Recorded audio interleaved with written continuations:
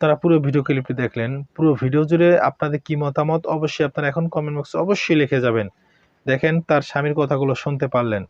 এই যে তার স্বামী কান্নাকাটি করে বলতেছে যে আমার স্ত্রীকে আমি ভালোবাসি।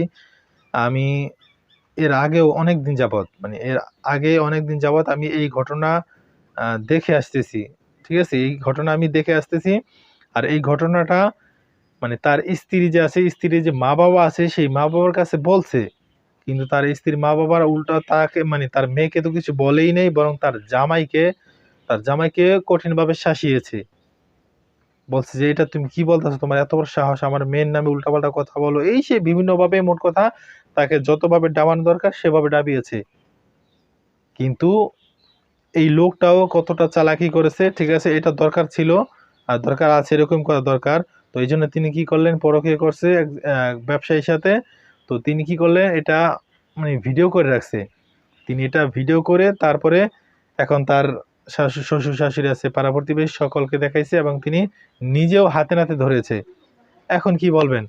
এই যে মোট কথা যত মেয়েরা নষ্ট হয় বিয়ের পর তার মা-বাবার কথায়, মা-বাবার কুপরামর্শে কিন্তু এই নষ্টগুলো কিন্তু হয়। হয়তো অনেকে জানে না বা অনেকে বলতেছে খারাপও লাগতে পারে আপনাদের কাছে। খারাপ লাগার কিচ্ছু নাই। এটাই বাস্তব, এটাই সত্য। তো আমি বলব যে কিছু মেয়েদের স্বভাবগতই এগুলো খারাপ। ঠিক আছে? এগুলো আসলে স্বভাবগতই খারাপ।